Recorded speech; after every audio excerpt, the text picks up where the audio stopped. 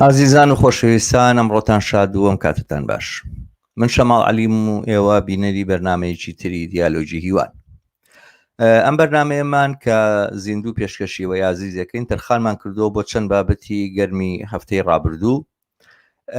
ئەو بابەتانە کە هەڵمان بژاردووە من و هاوکارم هیوا عومەر ئەمڕۆ باسی لێوە بکەین ئەمانە ئابن ئەگەر فریا هەمویان کەوین. یەکەمیان سەبارەت بە بڕیاری دادگا لە مەڕ زیندانیانی بادینان، دووەمیان سەبارەت بە ململانی تاقمە چەکدارەکان لە کوردستان و ئەو ڕووداوی کە لە سلێمانی لە نێوان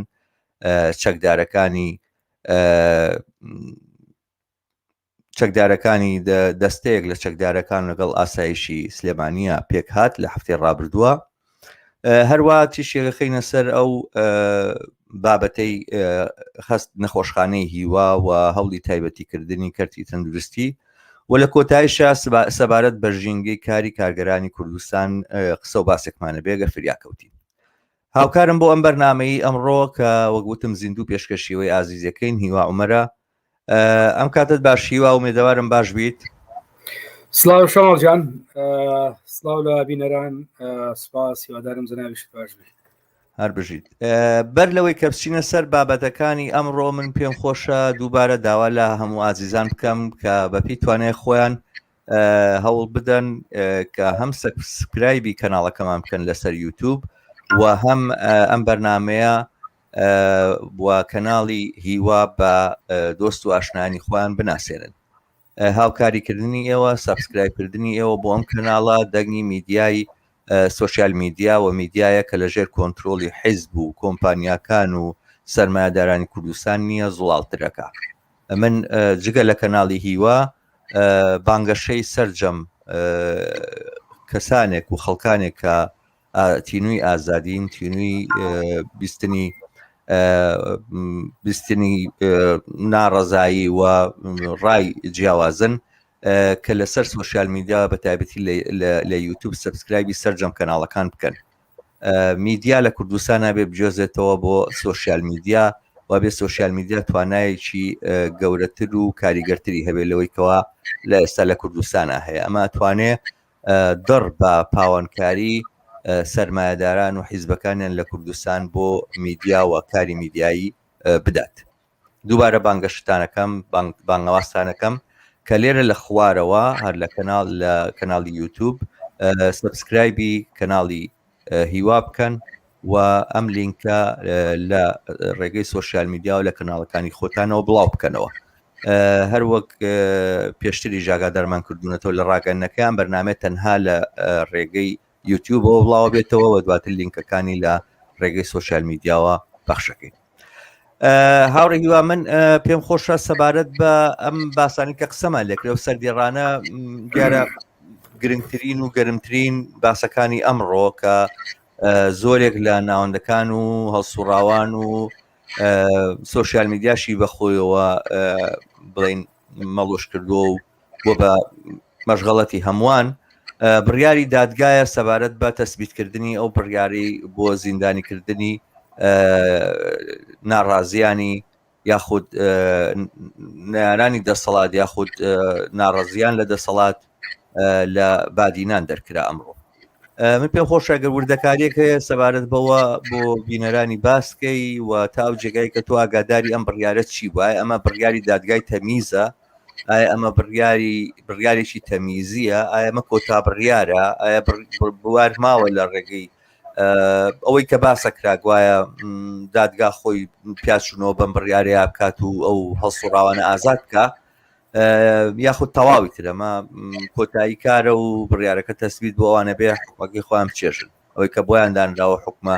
تەعەسوفی و زۆر زاڵمانەیە بچێژن. چۆنە مەوزوعەکە؟ دەست خۆش شەماڵ، جارێک شتر سڵاو لە بینەران. ڕاستیە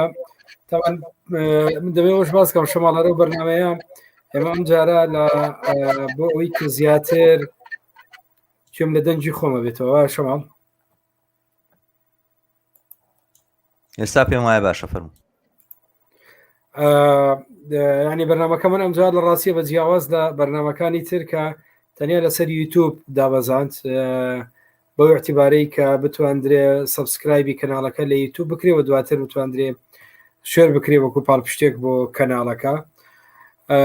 لە ڕاستی و تەوەرانی جەنابەت وروژان تەوەری گرنگ بوون و هەموو تەوەرانە یعنی لە چوارچەوەی دەتوانین ئێمە ڕووداوی ڕۆژ حسابی بۆ بکەین، بەڵام لە ڕاستیە یعنی ڕیشەی دوورتری هەیە کە پەیوەندی بە بابەتی تری وەزعی ناوەخۆی کوردستان و وەزعی تەنانەت نێودەوڵەتی شەوایە. ئەوەی جەنابەت یعنی لەسەر بڕیاری دادگا سەبارەت بە زندانیانی 5 زندانیانی بادینان 5 ڕۆژنامە نووس و چالاگوان بە 6 ساڵ زیندانی کردن. لە ڕاستیە ئەو بڕیارە دواتر یعنی دوای ئەوەی کە حکوومەت و لایەنە پەیوەنددارەکان خۆیان داوایان دەکرد کە پارێزەرەکان تەقدیمی داوای تەصحیح قراری قەزایی بکەن، ئەمان ئەم ڕێگایان گرتە بەر. دوجار لە هەیئەی قەزایی دادگای تەمیز پلەی کۆتایی ئەم بابەتە وەرگیراوە بە هیچ شێوازێک با بڵێن هیچ دەرەچیەکی تری قانونی لە بەردەم زیندانیان یان پارێزەرەکانی نەماوە بەوەی بتوانن دەستکاری قراری دادگا بکەن. ئەوەی کە باسی دەکرێتەنیا لایەنێک ماوەتەوە ئەویژەوەیە کە لەلایەن سەرۆکی هەرێمەوە بە عەفوعام بە بڕیاری لێبردنی گشتی ئەم بابەتە چارەسەر بکرێ. من دواتر لە ڕاستیە لەوبارەیەوە تیگەیشتنی خۆمەدام، بەڵام من پێش ئەوە شەماڵ دەمەوێت بڵێم یعنی ئەم بابەتە بەرەو چێمانەوە لە ڕاستیە ئەمە یعنی بابەتێکە لە ڕاستیە بابەتێکی هەروە سەرپێیی نییە، یعنی کاتێک کە تا دوێنێ با بڵێن چەکدارەکانی حزب و دام و دەستگای حکوومەت و دەسەڵات بە هەموو ئەجیزانەی کە بەدەستیوێتی بەکاردەهێنرا بۆ لێدان و بۆ کەمکردنەوە و بۆ نێشتنی ئازادی ڕادەربڕین، تاوە ئاسەڕۆی ئەمڕۆ دادگاش بەکارهێنرا بۆ سەرکوتکردنی با بڵێن ئازادی ڕادەربڕین و هەمومان دەزانین لە ڕاستیە بنەمای ئەم بڕیارە پێشەوەی بنەمایەکی یاسایی هەبێ بنەمایەکی سیاسی هەیە و دادگا لە سەرەتادا لە ڕاستیە هەوڵیدا بە ناوی دەسوەردان بەر بەو دروستبوونی ڕای گشتێ بگرێت کە دژی دادگا لە هەرێمی کوردستان نەک دژی دادگا لە ڕاستیە دژی دەسوەردانی حزبی دژی دەسوەردانی لایەنە جۆراوجۆرەکان لە دادگا دروست بوو بە جۆرێکە لە ڕاستی ئەمە لە خزمەتی دادگا بوو. هەموو داواکاریەکانەوە بوو کە دادگا سەربەخۆ بی و ئەوەی جێگای پرسیار بوو لە لایەنە پەیوەندیدارەکان لە ئەنجومەنی دادوەری ڕاگەاندراوێکیان بڵاو کردەوە شەماڵەگە بیرت بێ باسی ئەوە دەکەن کە هەموو ئەو لێدوانەوە قسانە ئەمە دەستوەردانە لە کاروباری دادگا و لە ڕاستیە بە هەمان شێوە لێرە حزبی با بڵێن ئیتلافی حکومڕانیش بە هەمان شێوە لە لێدوانەکانیشیان هەمان قسەیان نەکرد. قەزیەکە چی بوو لە ڕاستیە ڕێکیان چی بە کۆمەلگا بڵێن تام ئاستا دەبێت واز لە دادگا بێنین بۆ ئێمە ئاساییە دەزوەردان لە دادگا بکەین، دەزوەردانی ئێمە لە دادگا دەزوەردان نییە بە دیوێکی ترە هاتن دادگا جارشکە دادگایان بەکار هێناوە یعنی دادگا دووجار لەم کەیسە لە ڕاستیان با بڵێن ئەوەی پێدەوترێ زەربەی لە مەسەلەی دیموکراسی لە ئازادی ڕادەبڕێنە بە دیوێکە ئەمە تەنیا کەیسی 6 زیندانی 5 زیندانی نییە بەرامبەر بە ئازادی ڕادەبڕین بەڵکومە لە ڕاستیە زیندانیکردنی ئازادی ڕادەبڕێنە. خاڵی دوام کاتێ هەڕەشە لەوانە دەکە کە قسە لەسەر سەربەخۆیی دادگا دەکەن ئەمە جارێکی تی دادگا دەڵێ من هەر ئەوە ناکەمەگە قسەم لەسەر بکەین من دەتوانم خەڵک زیندان بکەم. تەقەن هەمومان دەزانین دادگا ئەوەی بیر چووە خۆی نەتیجەی شەڕی ناوەخۆ دوو دادگامان هەبوو ئێمە و دوجار هەمومان باشە زانین ئەم دادگایە بە 50 و ئەوان ئێستا باسەکان لە ڕاستیە و بەڕوونی خۆیان کە چۆن ئەم دادوەرانە بە ئەمری حەزب بەشی زۆریان دانراون. تەمان ئێمە قسە لەسەر بکەین هەندێک لە دادوەرمانەیە لە ڕاستیە ئەمانەی هەندێک شوێنی کە زۆر هین نیە دادوەری دڵسۆزمانەیە و خەڵک لە دادگاکان ئیشەکە خەڵکی دڵسۆزمانەیە بەڵام ئێمە قسە لەسەر جەوەری مەسەلەکە دەکەین. ئەمە خاڵی یەکەم. خاڵی دوم شەماڵ کە من پێم وایە وەزعی کوردستان بەرەو چی ئەڕۆیش ئەوەیە دەسەڵات لە کوردستانە من پێم واتەیەگەم لە ڕاستیە بەرەوە دەڕوا کەش ئەوەی پێدەوتری شەرعیەتی جەماوەری شەرعیەتی دەزەماوەری ئەم دەسەڵاتە بەرەو لە کەداربوونێکی تەواوی ڕۆیشت و ئەگە هەر نەما بێ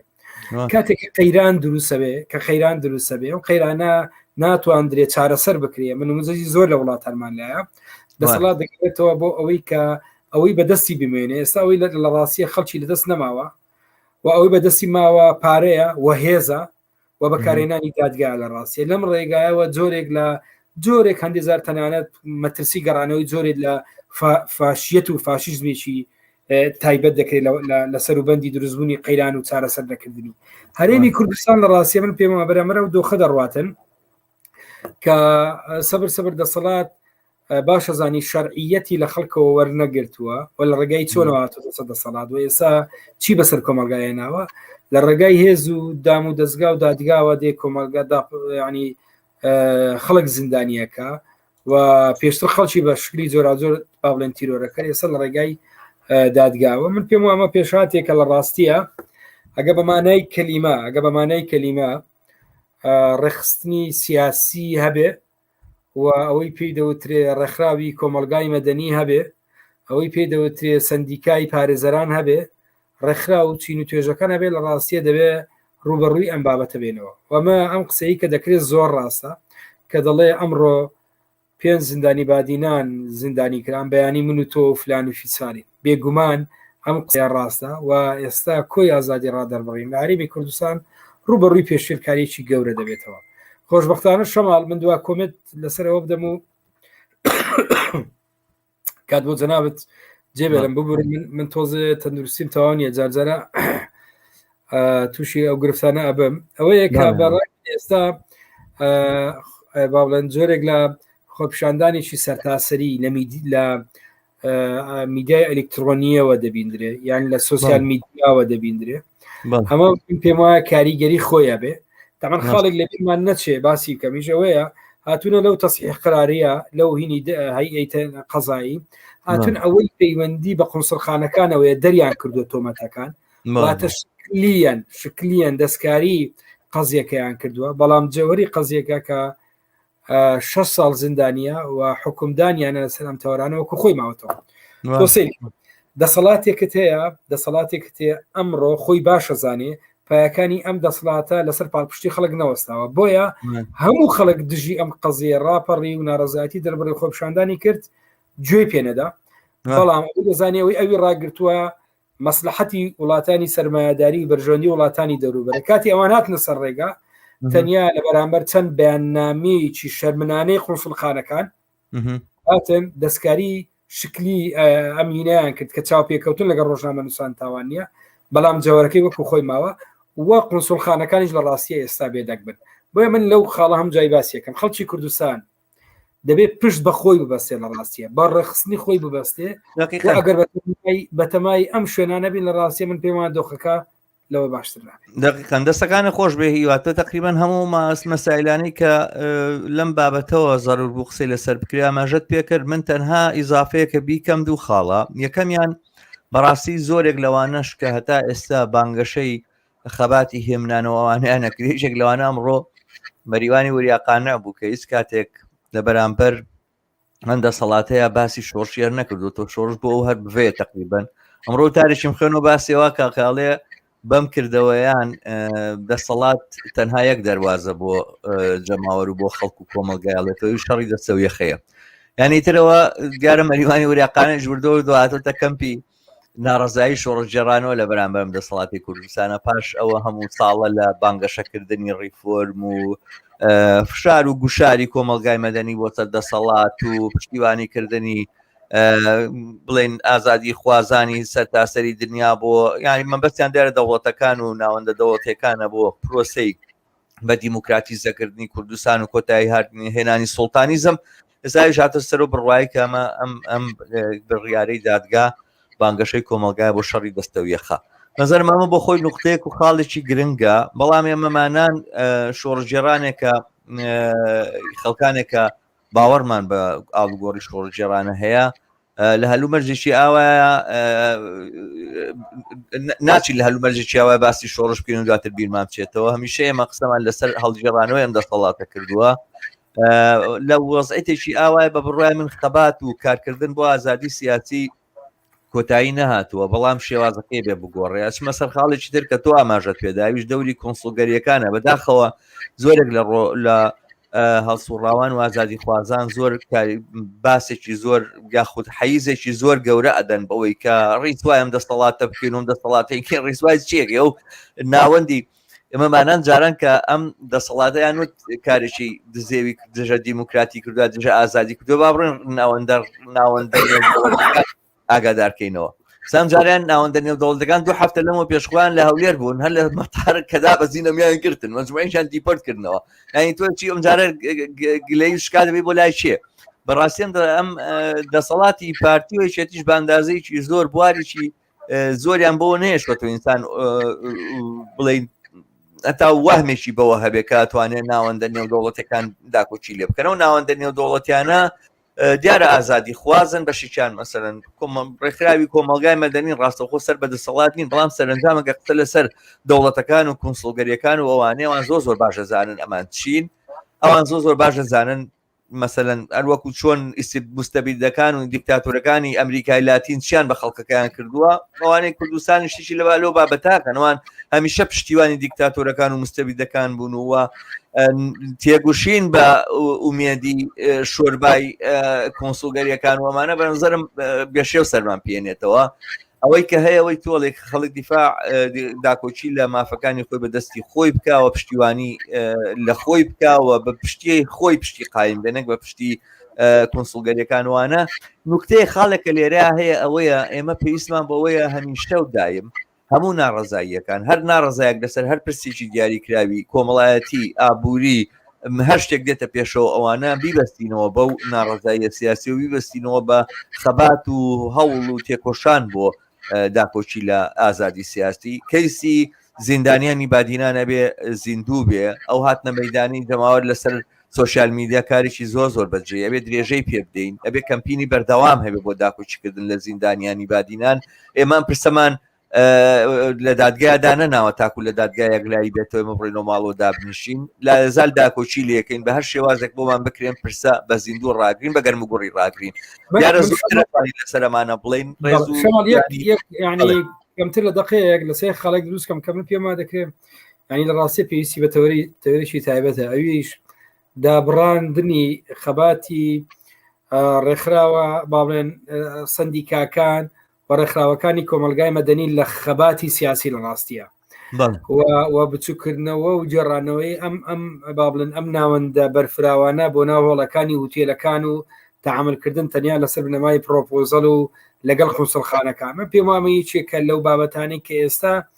تەنانەت بەشی زۆری ڕێکخراوە گەورەکان و چۆنێتی بەدەستێنانی ئەو پارەی کە بەدەستی دێنن لە ڕێگای ئەو تۆڕەوەیە کە دەسەڵات بۆ ڕێخستووە من پێم ئەمە تەوەریشی تایبەتە لە پێوەست بە حرەکاتی ئیجتیماعی لە کوردستانە دەکرێت لە کاتێکترا قسە واسی لەبارەیەوە بکرێت زۆر باشە دیارە ئازیزان و خۆشەویستانەوە بینەری بەرنمەیەکی تری دیالۆجی هیوانم بەرنمەیە زیندووە من و هاوکارم هیوا عومەرەمانەوێت سەبارەت بە کۆمەڵێک پرسی گرنگ و باسی گرنگ و ڕووداوی هەفتەی ڕابردوو پێکەوە قسە بکەین بەرنمەکەمان ڕاستەو خۆیە کۆمنتەکانیەوە ئەگەر بێت ئەتوانین پیشانی بدەین و هەوڵەدەین بە کورتیش بە ئاماژیان پێ بکەین و وەڵامیان بدەینەوە خوازاری لە هەموو لایە کۆمەکمان بکەن لینکی ئەم بەرنمەیە لە ڕێگەی سۆشیال میدیای خۆتانەوە شیر بکەن کەناڵی هیوا سبسکرایب بکەن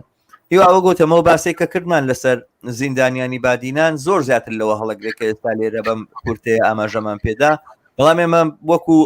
دەربڕینی هەڵوێستیش بێ لێرەیە ئەم چەند وتەیەمان و تۆم چەند باسەمان کرد لە ئایندە ئێمە دیارە بەردەوامە بیر لە ئیسارەکردنی ئەم باسەوە هیچ کاتێک زیندانیانی بادینانمان بیر ناچێتەوە هەر بیر و باوەڕێک هەر دووچوونیشان هەبێوان لە سەنگەری جەماوەر لە سەنگەری ناڕزایەکانی جەماوەرن و ئێمە پشتیوانیانین قەڵغانیانین و هەر شتێک لە دەستمان بێت و بۆمان بکرێت درێغی ناکەین لە زیند و ڕاگرتنی ئەم کەیسە ئەچنە سەر باسێکی تر لە هەفتەی ڕابردووە ڕووداوێکی سیر لە شاری سلێمانی ڕوویدا کە هەموو سەرنجەکانی گواستەوە بۆ سەر مەسلەی ململانەی هێزە چەکدارەکان لە کوردستان دیارە وەک باسەکەن لە هەواڵەکانی شەهاتووە کچێکی جعفەری شێخ مستەفا لە سەیتەرەیەکی ئاسایشی ئاژیرەوە ئەوانە نازانم قسەیەکی پێڵێن شتێکی ناشرینی پێڵێن داوای هەویلیەکەن بە ژمارەی ئۆتۆمبیلەکەی ڕازی نابن کە ئاڵێن نازان 5 6 بە دوای یەکە ئەوانە پێیان وایە کە ئەمان نەناسراوە لەلایەن گوشارێکی بۆ دێنن یاخۆ ڕایەگرن لەوێ ئاویش تەلەفۆنێک دەکاتەوە ئەوانە هێزێکی باوکی دێ لەو بەینا لە سەرچنار وانەڵێن بە دۆشکە شەڕ بووە چەند کەس برینار بوو بە حاڵەتی مجموعی چاوتە ناجێگیرە بەڵام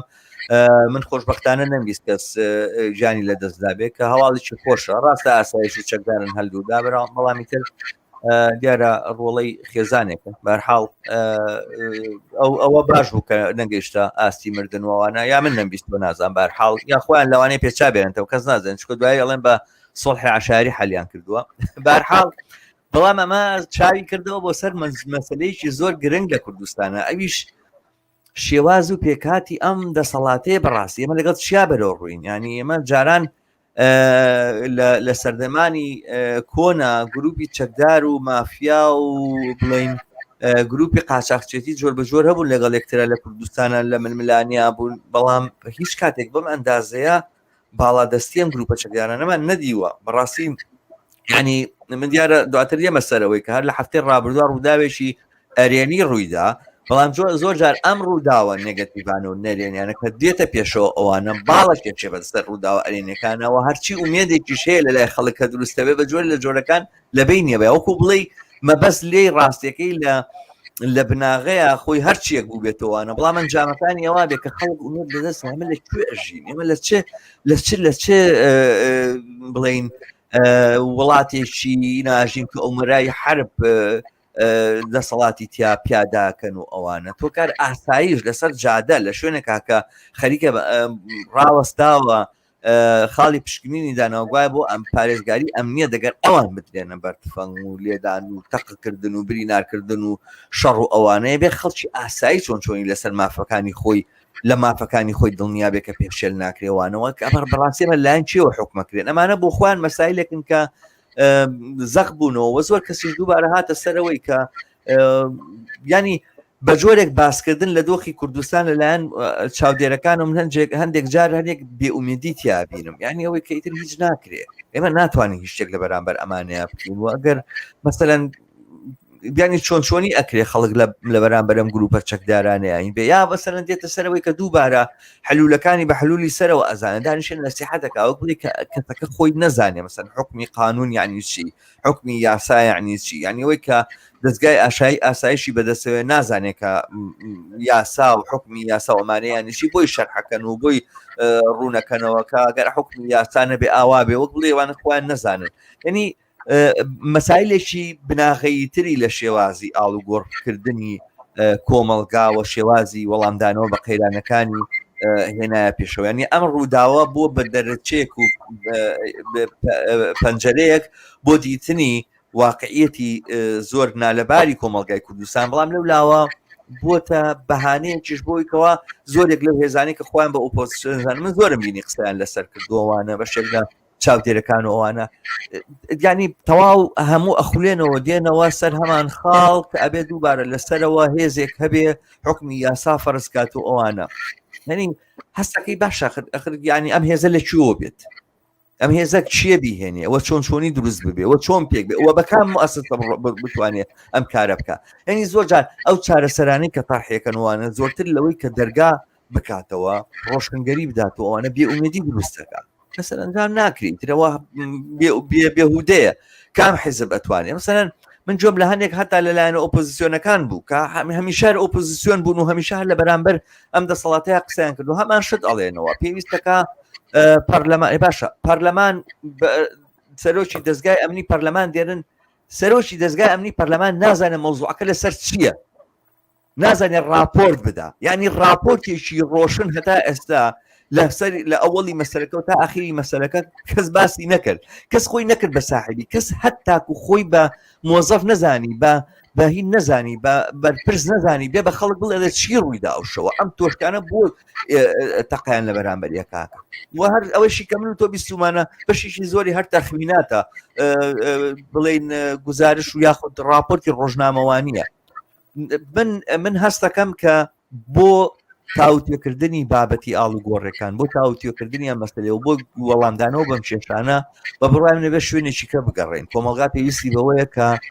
لە جێگایکی کەەوە هەوڵ بدا باشە شەماڵ من دوایی حەزەکەم تۆ لەو بارەیەوە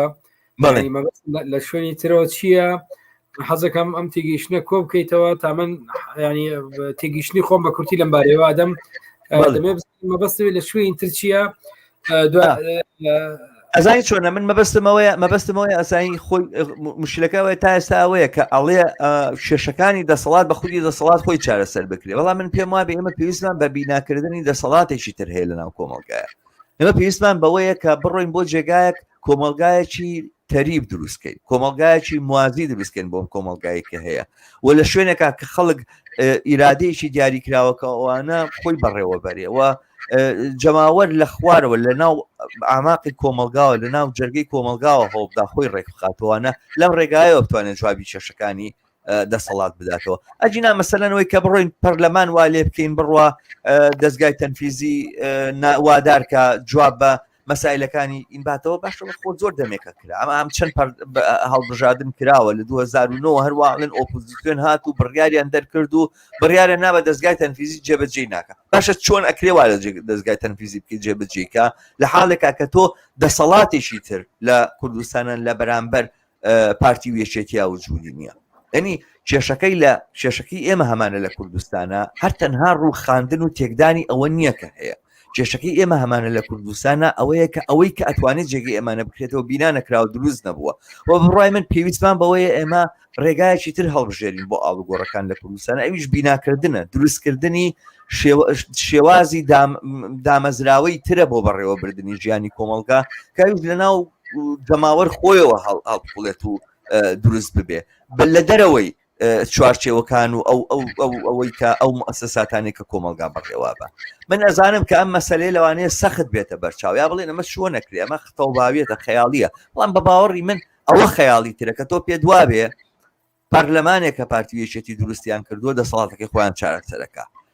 ئەحزابێکە چەکدارن و ئەمانە چەکدانێن وەڵندی با بڕۆین ئێمە هەمومان کوردین و با بەیەکۆ لە هیچ شوێنێکی دنیا شتیوانە بووە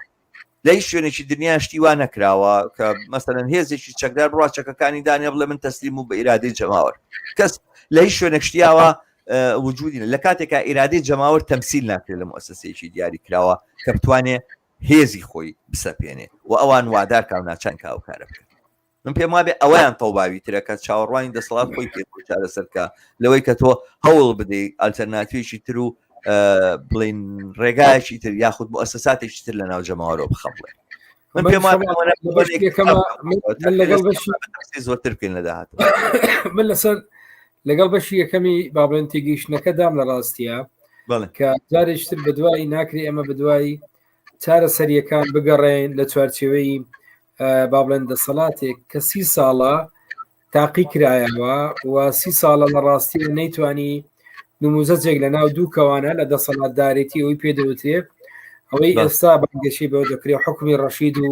دەسەڵاتی دامەزراوەی و نازانن چۆی لە ئاسینەتەوە یەکگرتوەکان باڵە دەسە لە ڕاستی ئەمە شکستیێنە و ڕەنگە هۆکار زۆریش بێ سەبات بەو شکستێنانە ئەوەی لەلای من لە ڕاستی جێگای پرسیارە ئەوەیە کەەوەی جەناب دوتێت هەندێک لە هێزە چەپەکان شەماڵ ئەگەر ئەوی خۆت میوت بکەیت چونکە دەنگەداتەوە نازانم گوێم لێ بێ دەست خۆش ئەوەی لە ڕاستیە لەلای من جێگای سوالە لەسەر ئەم ڕووداوە تەمەن ئەم ڕووداوە دیوێکی یعنی ئەگەر تۆ باسی بکەینەوەیە کە لە کوردستان ئەوەی هەیە لە کوردستانە شتێک نییە ناوی موئەسەسات بێ و شتێک نییە دەسەڵاتی دامەزراوە بێ هێزمان لە کوردستانە هەیە یعنی بوونی هێز زۆر زیاترە لەگەر بوونی دەسەڵاتێک کە ئەم دەسەڵاتە ڕێکخرابێت تەنزیم کرابێت دەسەڵاتەکان جیاکرابنێتەوە ئەمەی لە کوردستانە هەیە هێزە کە مەفهومێکی زۆر بیدایی دەسەڵاتدارێتیە کە هیچ چوارچێوێکی بۆ خەڕێخستن نییە بەڵام بۆ چی ئەمە لە کوردستانە دووبارە دەبێتەوە هەر ئەمە هێزە شەڕی ناوەخۆە کە هەر ئەم هێزە کوردستان تاڵانەکە خەڵک بەرشاقەدا دواتریش ناوە خۆیان میزازی شار و کوڕی هەژار و فەقیر بە کوش دەدەن ئەوەی جەنابەت دوست بەشی دووەم لەسەر ئەوەی کە چۆن ئێمە کۆمەلگایکی هاوتەریب دروست بکەین یعنی من لەگەڵ ئەوەم بێگومان چیتر نابێ بە دوای چارەسەریەکان لەم دەسەڵاتە بگەڕێن ئەم دەسەڵاتە لە ڕاستیەمانەوەی دەسەڵاتە بەم شکلەیە یعنی ئەم دەسەڵاتە من لە بەشی یەکەمە باسی یعنیەکەداربوون و شەرعەتی جەماوەریم کرد بەردەوامبوونی ئەم دەسەڵاتە لەسەر بەردەوامی تەزاوزات لەسەر ماف و ئازادیەکانە لەسەر بردننی داهاتی خەڵکە لەسەر احتیکارکردنی هێزە چەکدارەکانە لەسەر کۆنتترۆلکردنی هەموو کۆمەلگایە بەم ئوسلوبە لەسەر مەبدەئی هێزە لە ڕاستیە ئەمانەی لێسەنەوەن دێزار خلک باسەکەنی نامێنێ لە ڕاستیە من یەکێت تۆ باسی مەریوامری قانەعەت کرد لەو مەفهوماکە مەفهومێکی پێم وایە گرامشیانەیە کە بۆی گەڕاوەتەوە یەکێ لەوانەی کە کاتی خۆی بە قسەی شتری ینی بە ئیجابی بکەنێ کاتی خۆی قسێ باشی کردوتی گرتبوونەوەی کۆمەڵە خەڵچێک لە بەردەم دەرگای پارتی وێچێتی وامێکی گەورەی ئەوانەوە تێ بگەین دۆست و ئەندام و لایەنگری دەسەڵاتن ئەمانە لە ڕاستیە سواڵی ژیان لە بەردەم دەرگای حەزب دەکەن بێگومان ئەمە بەشی زۆری من مەفهومەکە باسەکەم و باسیەوە ناکەم کە خەڵکانێک سەردەمانێک با بڵێن ڕوحەتێکی بە ڕوحەتێکی پێشمەرگانە ڕوبەڕووی داجیکاری بۆتەوە بەڵام من باز لە باردۆخی ئەمڕۆ دەکەم لە ڕاستیە کە من دەزانم هیچ کەم ماڵەیە لە کوردستانە کە شەهیدی نەدابێ و بۆ چێکردنی ئەم قوارەیە ئەین نەبێ بەشی دووە من پێم وایە کە ئەمە دەبێ ینی گفتوگۆ زۆر هەڵەگرێ ئایا کۆمەلگای هاوتەریب بۆچی لە زۆرێک لەم باردۆخ لە کاتێکە کۆمەلگای جیهانی ئێستا ڕوبەڕووی ئەزمەی جۆرا دەبێتەوە بەڵام ئۆپۆزیسیۆن و بژاردەی دووەم بەدیل نایە و ڕەخنە دەگەیشتن دەگا بە بنبەست بەدیل و ئۆپۆزیسیۆنی سیاسی لە زۆر لە شوێنەکان لە ڕاستیە لە پاشەکشێ نەک لە پێشەکشە من پێم ئەمە ینی زۆر تێگەیشتنەیە بە تایبەتی ئەگەر ئێمە بگەڕێنەوە بۆ تێگەیشتنی برمەندانی قوتابخانەی فرانکفۆرت و هەربەت مارکۆزە و ئەوەی باز لە شمولیەت و ڕۆڵی تەکنەلۆژیای تازە لە کۆنتترۆلکردنی کۆمەلگاکەن و بەشێک ئەم بیرمەندیشی ئیسرائیلی ترێ لە ماوەیە قسە و باز لەم بارەوەندەکان نعوم چۆمسکی باسیەکە زۆر خەڵشتر من پێوانەیەکە لەو بابەتانی کە ئەمڕۆ دەسەڵات یعنی دەسەڵات تەنیا لە ڕێگای خاوەنددارێتی هۆیەکانی بەرەمێنانەوە کۆمەلگای خود نەداوە لە ڕاستیە و هەیمەنەی پێیانەکردووە بابەتی تر هاتوتە پێش و تەکنەلۆژیای تازە میدیای تازە تەکنیکی تازە ئێستا ئەم شەڕانەی ئێستا تورکیا لە ڕێگای ئەم جۆرە فڕۆکەیەوە دەیکا لە خەندی لەگە گەریلاکان کە هیچ هاوسەنجیشی تێدانیەوە تەقاریری نەتەوەیگرتوەکان باسیەکەن کە لە ڕێگای ڕۆبۆتەوە تو چی بە ئینسانەکەی ئەو پڕێنە ئەخلاقیە ئەمە لە ڕاستیە یعنی پێویستی بە بابەتی ترە ئێستا ئەو هێرشانەی کە دەکرێتە هەولێر ئەم عینوانی ئەو تەکنیکە چەکداری ئێستا باسیەکەن کە 6 سعات لە ئاسمان دەبینێتەوە و چۆن کاتی خۆی ئەو برادرانەی هینی پازدەرانی لە مەتاڕی بەغدا کوش ئێستا ئەم بە تەکنیکی تازەی سەربازی و عسکەری ڕاستیە مەفهومێکی بۆ بەرگری مواتن و ئەوەی تریش لە ڕێگای میدیا و تەکنەلۆژیای تازە و با بڵێن هینەکانی ترکە لە ناو شارە بەکاردێتێ ئەویش کۆمەلگای قوداوە ئێستا ئێمە لەگەر دەسەڵاتێک دەسوپەنجە نەرمەکەی دەسەڵاتێک لە ڕاستیە شمولیە بەمانای کەلیمە و تۆتالیتاریە بەمانای کەلیمە من پێم وایە ئەمە یعنی لە زۆر شوێنە پێویستی بە گفتوگۆی جیاواز دەبێت کە لەوە دۆخێکە کۆمەلگای هاوتەریب دروستە بێیان نا ئەمە لە ڕاستی تێگەیشتی بەڕاستی هیوازین چۆنە من لەم بابەتەوە لەم باسێک کە تۆ کردووەوانە ئاشنام بەم باسە ئەزانم هەند ئێستا هەتا من لەم بەرنامانەیە گفتوگۆم لەگەڵ هاوڕێکی زۆر ئازیزمان کرد سەبارەم بە فەزای تۆتالیتاریزمی سەرمایه‌داری یاخود تۆتالیتاریزمی سەرمایه‌داری من نەزانم کە ئێستا هەڕەشەیەکی وا دروست بووە کە سەرمایه‌داری و دەسەڵاتەکەی بتوانێت ئیتر ئەوەی تۆڵێک کۆمەلگا قوت بداوە ڕێگر بگرێت لەوەی کەوا هیچ ئاڵوگۆڕێک دروست بێتەوەوانە بە جۆرێک هاتۆتە پێشەوە هەتا مەسەلەن بمان خاتە گومانەوە ئایا ڕاستە ڕۆژێ لە ڕۆژانی من باوەڕمان بە حتمێتی مێژووی سۆشیالیزم هەبووە ئەمە ڕاستە ئەمە حقیقەتی ماوە ئەتوانێت بخاتە ژێر ینی بخاتە بەردەم پرسیاریشی لەو بابەتە کە من بۆ خۆم بەش بە حاڵی خۆم باوەڕم بەوە نەماوە من پێم وایە سەرمایه‌داری و دەوڵەتەکانی لەسەر ئاسی دنیا توانای ئەوەیان هەیە ئەسڵەن گوێی زەوی لە ناو بەرن ئیتر تۆ سۆشیالیزمی چی شەڕێکی نەوەوی دروست ببێ ئێستا لە بینی دوو دەوڵەتی پرچەکی بە بۆمبینەوەویە ئەوانە بۆمبی ئەتۆمیە تەواو خۆ بەشەریت لە ناوە چێ ینی سۆشیالیزم لەکوێ بەدی دێوانێ نە حتمیە و نەهیشتێ بەڵام باسەکە هێشتا بۆ من هەسوڕا وەکو کەسێک کە ئەوێت ڕێگەیەک و دەریچەیەک دۆزێتەوە بۆ ئەزمەکان و کێشەکان هیچ کاتێک بەوە قانع نابم کە سەرمایه‌داری ئەتوانێ کێشەیەک و معزلێکی خۆی حەلکا بەبێ معزلێک و کێشەیەکی تر بۆ خۆی دروستکە هیچ کاتێک تەپۆلکەیەک و شوێنێکی بەرز و قەڵایەک بۆ خۆی هەڵچنێ بەبێەوەی چاڵێکی تری بۆ خۆی هەڵکەن بێ. من باوەڕم بەوە نیە و پێم وابێ ئەو دەسەڵاتە چ لە ئاسی دنیا و چ تا لە ئاسی کوردستانیشە سەغەرات و مەسەلەن فراغاتی وای هێشتۆتەوە کە ئێمە ئەبێ بۆی بگەڕێن بزانین لە چوە توانین دەستی بۆ بێن. نزانی باسەکەی من لەسەر ئەم مەسەلەیەکە خەریکە تۆزێک درێژە بێتەوە، بەڵام من هەوڵ دەمە چەند جملەیە کورتی کەمەوە زانیی دوو ڕێگا ئەبێت بۆ دەرباز بوون لەم بواسعێتانی کە ئێستا لە کوردستانە هەیە. چونکە مۆزای تێ لەسەر کوردستانە هەیە بۆ نمونە لە ئەفغانستانیشە بەدەستیەوە خەڵک ناڵاندوێتی، لە وڵاتی تریشە وڵاتی ئەفریقی تریشە مەشاکیلی لەم بابەتانە بووە. سەرنجام هێزێکی میلیشیایی لە هەموو هێزەکان گەورەتر دێ ئەوان تر قوت دەدات و دام و دەستگا دائەسەپێنەوە هینەکە. یعنی ئەزانی ئەمە مەسەلەن تالیبانەکان لە ئەفغانستان ئاوایان کەسە تۆ ئەوە لێگەڕە تالیبان کۆنەپەرستە دواکەوتۆ نازانم چی، بەڵام تالیبان کە هات هەموو دەستە و تاقمەکانی تری لابردووتی جەردەیی و دزی و نازانم چی و ئەمانە کۆتایی پێ بێتەوەوانە و نابێ هەمووتان هەر بڕۆن سیباق بکەن لەسەرەوەی چێ زۆرترین ئۆپیۆم و مخەدەرات دەفرۆشی هەر خۆمەی کەم و ئەوانە، یعنی بە زۆر لە زۆر کۆنتترۆلی ئەو تیجارەتی مخەدەراتەشی کرد باشتر بوو لەو شێبەرچەیە کە پێشووتر هەبوو ئەوانە. ینی تۆ لە هەموو ناحیەکانە وجودی تالیبان لە وجودی ئەوەی پێشووتری هیتر بوو. حتا ئەم احتیمالش لە کوردستانە وجودی نییە، یعنی نە ئیسلامیەکانە تا ئێستا توانای ئەویان هەیە ولا ئوفوقا هەیە توانای ئەویان هەبێ کارێکی وا بکەن دڕ بەم میلیشیانە بن و لە ناویان برن. نە پارتی ئەتوانێ یەشێتی قورددا، نەیەکێتی ئەتوانێ پارتی وەلا بنێ و ئەم دۆخی کە ئێستا لە کوردستانە هەیەەوە تا لە هەر کۆڵانێکی شاوا خەریکە جەماتێک دروستە بن چەکدار و تاقمی چەکدار وانە و بەرامبەرچێ لەگەڵەوانی تراکەن و لە سەیتەرە لیانەوە بە شەڕ دۆشکە. یعنی ئەمە ئیتر ئەو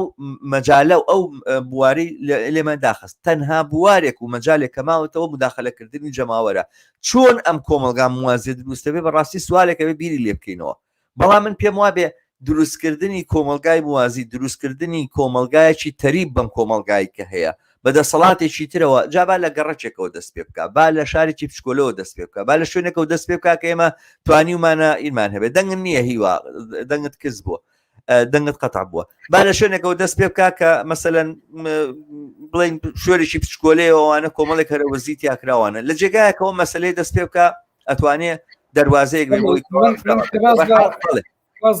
کە باز لە تەکنیکی تازە لە تەکنەلۆژیای تازە ئەکرێ لە ڕاستیە. ئەمە بە مەفهومە نییە کە کۆمەلگای بەشەریەت قودرەتی پێشکەشکردنی بەدیلی نەبێ. ئەمە بەو مەفهومەیە کە پێشتر کە کاتێک خەڵک ڕوبەڕووی دەسەڵات دەبەوە ئەسالیبەکانی بەردەستی خەڵک جۆرێک بوو ئێسەی دەسەڵات جۆرێکی ترە. ئەمە بۆ ئەوەیە کە تۆ بیر بکەیتەوە، یعنی لە چ بارودۆخێکە تو باز لە کۆمەلگای هاوتەری بکەی، لە چ بارودۆخێکە کە تۆ ئێستا بە جیاواز لە سەدەکانی 90 و سەدەکانی 20 ئێمە ڕوبەڕووی دەسەڵاتێکە بینەوە و یعنی لە زۆر ئاستا، یعنی بۆ مانایە کە ئێمە حیساب بکەین گەنە لە ڕاستیە من بەکاربردنی یعنی دەسەڵاتی تۆتالیتاری یان تەکنیکی تازەوانە لای من بە مەفهومە ناگەێنێ کە کۆمەلگای بەشەر ڕوبەڕووی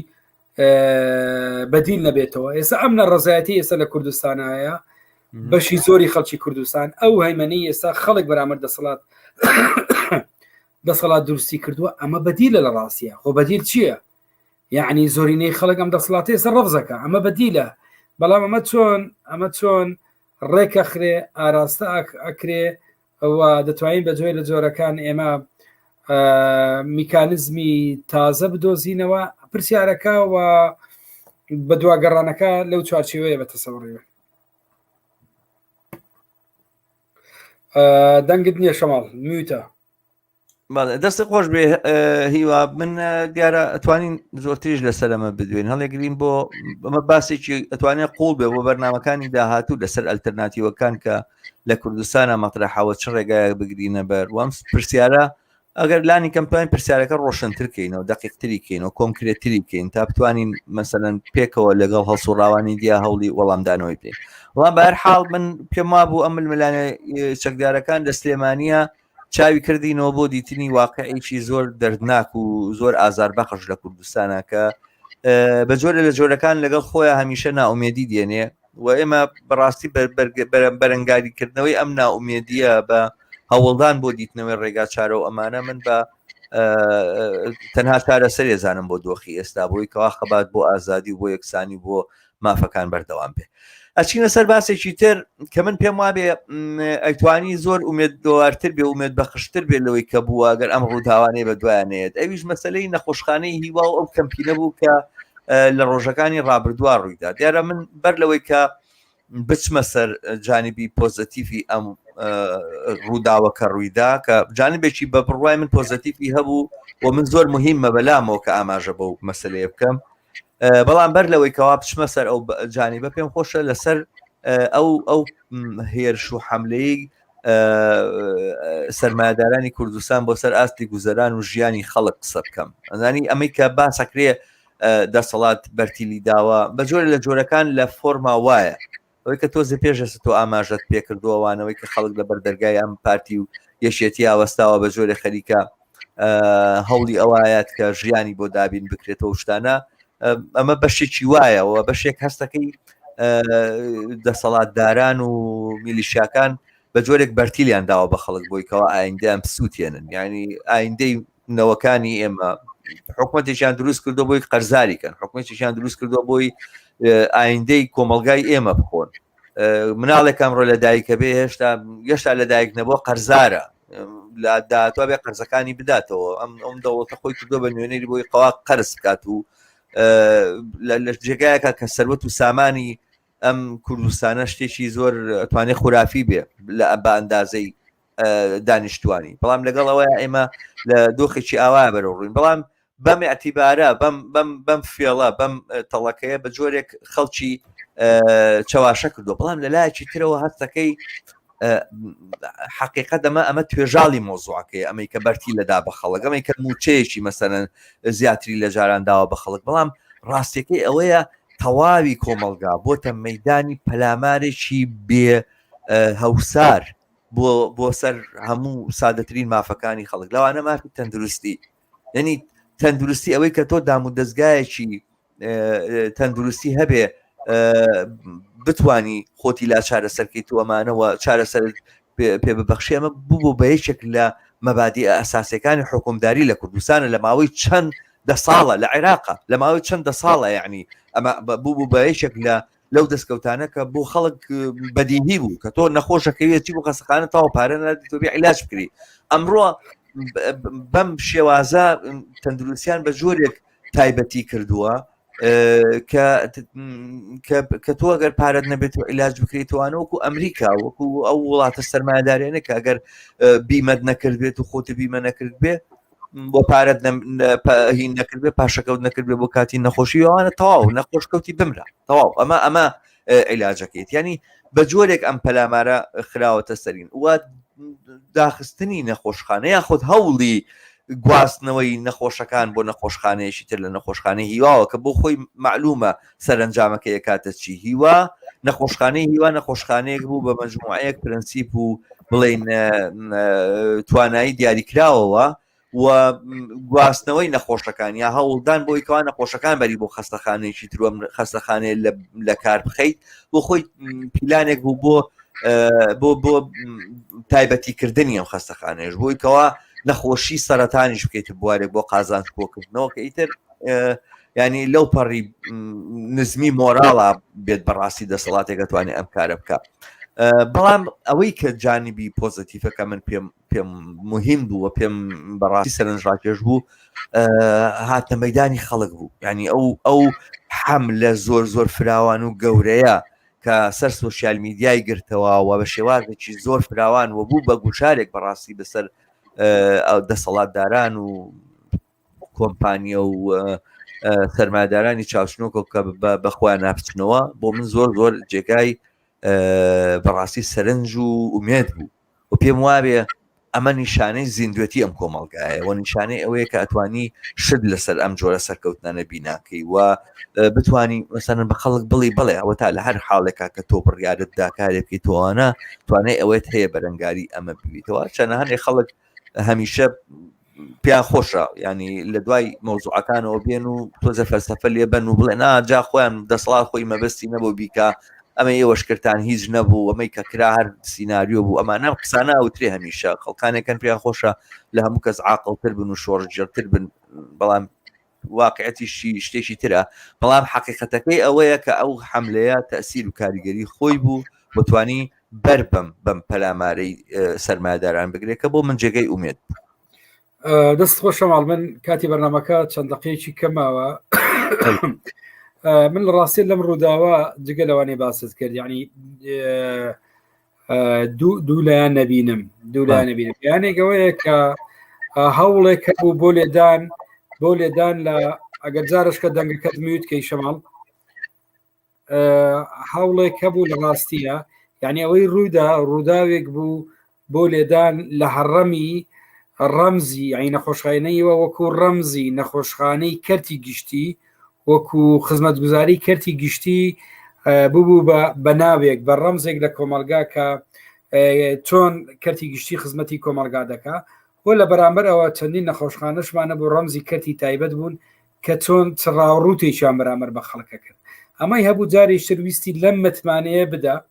کە خەڵکەیەتی بە نەخۆشخانەی هیوا و نەخۆشخانەی کەرتی گشتی کە ئەمە نەخۆشخانەیە کە تۆ دەتوانی بە کەمترین تێچوو وەخۆ لە ڕاستی ئەمە جۆرێکە لە هین شەمەڵ بیمان نەچێن نزار بە لە بیمەی تەندروستیەکەین یعنی هەندێک زارمە دەبێتن بە جۆرێک لە بیمەی تەندروستی لە کوردستان خۆ کاتی خۆی ئەوەی لە عێراق دانرا لە ژێر کاریگەریە و هەیمەنەی سۆسیالیستی لە دنیا و بزودنەوە کرێکارەکان دەوڵەت کۆمەڵ ئەرچی بەسەرشانی خۆی باڵێن ئیزافە کرد هەموو ئەمان لە ڕاستی دەچنە ئەم چوارچێوەیە ئەمە خاڵی یەکەم کە بە خەڵکی وە دەگەر تۆ لە نەخۆشخانەی کەرتی گشتی بی سەر ڕایەوەی خزمەت گوزاریە بێ بەڵام یعنی دێ بڵێ لە حەزەیەکەیە ساتێکەیە کە گیان بکەوێتە مەترسیەوە وەگەوی تەقاریری پزیشکی باسییانە کرد کە مەرحەلین چەند نەخۆشیەک چەند ئاستێک چۆتە پێشەوە بۆ ئەوەی کە دەرمان دواکەوتوە خاڵی دووەم کەەوەی جەنابیشت باسیت کرد دەویش ئەوەیە بە نەتیجە سەرکەوتنی ئەم ناڕزایەتیانە بوو تەمان هەرزوو هەندێک کارکتەری سیاسی دەستیان کرد بەوەی کە ئەمە تداخلی کردو بێ بڵێ ئەمە من معالەجەیەکەم لە ڕاستیەوەی معالەجەی کرد ئەم بەرەگاریەوە بۆ خەڵکی کوردستان کردی و ئەمە بالفعل پێمان دەڵێ تێکۆشانی جەماوەری چ لە مێژووە چ لە دوێنەیە چ لە ئەمڕێەوە لە چ لە بەیانیش یعنی بەدیرمان نییە جگە لە تێکۆشان و لە بەرەنگاری هەر دەسەڵاتێک بێ لە ڕاستیە هەر دەسەڵاتێک لە دنیا بێ ئەگەر کۆمەلگا خۆی ڕێک نەخە ڕوو بەڕووی نەبێتەوە لە ڕاستیە لەمانەی ئێرە خراپترەکەن بۆیە بەدەسێنانی ماف ئێمە شتێکمانێ دەڵێن ماف دەسەندرێن نادرێ ئەمە لە ڕاستی ئەمە زۆری نییە ینی بنەمای ڕەنگە زۆر ینی سوابی باسی ئەموتێ کرابێ بەڵام زۆر بنەمای فکری و ڕخستنی و حاڵەتی تەحەزوبی و شۆڕژێڕانەیە کە کۆمەلگا لە ڕاستیە بە تێکۆشان دەتوانێت مافەکانی خۆی بەدەست بێنێ کەن دەستەکانی خۆش بێ دیارە کاتی بەرنامە ئەمڕۆمان بەرەو کۆتایی ئەچێ دیارە حتمما ئەکرا درێژتر بێ بەڵام بەش بە حاڵی خۆم پێم وابێ ئەو شتانی کە پێم خۆش بوو باسی کەم وتمەوە هەستەکەم تۆ تەندروستی زۆر باش نییە بە ئەم بەرنامەمان لێرا کۆتایی پێبێنین تاکو بەرنامەیەکی تر من لێرە بە بینەران بڵێم کە ڕۆژی چوارشەممە بەرنامەیەکی تایبەتمانە بێت دووبارە لەسەر کەرتی تەندروستی لە کوردستان و هاوڕێمان گۆران هەڵەبجەیی ئەو بەرنمەیەمان بۆ بەڕێوە ئەبا ڕۆژی یەکشەممەی داهاتوو گفتوگۆیەکەم لەگەڵ بەڕێزێک بە ناوی ئەنوەر کەریم لە ژووری توێژینەوەی ژووری توێژینەوەکانی بزوتنەوەی گۆڕان سەبارەت بە ئابووری کوردستان ئابووری بەرخۆری و نیۆلیبرالیزم لە کوردستان کردووە پێشکەشەوەی ئازیز یەکەم دووبارە خوازیارم لە ئێوەی ئازیز لە بینەران کە لینکی بەرنمەکانمان لە ڕێگەی سۆشیال میدیاوە پەخش بکەن کەناڵی یوتیوبی هیوا سەبسکرایب بکەن بە دۆست و ئاشنایانتانی بناسێنن لایکردن سەبسکرایبکردنی کەناڵەکان لەسەر یوتیوب کەناڵی هیوا بێ یا هەر کەناڵێکی تر ڕێگایەکە بۆ دڕدان بە پاوانکردنی میدیا لە کوردستان ئەبێ سۆشیال میدیا بەهێزکەین ئەمە بەشێکە لە بەرەنگاری ئێمە بەرامبەر بە پاوانکردن و پاوانخوازی لە کوردستان زۆر سپاس کە بینەرمان بوون تا ئێستا زۆر سپاس بۆ تۆ هیوا سەرباری تەندروستی ناجێگیر دەمڕۆ زۆر کۆمەکی منت کرد هەر بژین هەرکان دۆستان و ئازیزان بینەرانی خۆشەویست بە شادیتان ئەسپێرم تا بەرنامەیەکی تر هەر بژین کاتێک زۆر خۆش سپاس. بێ. هەر بژیت.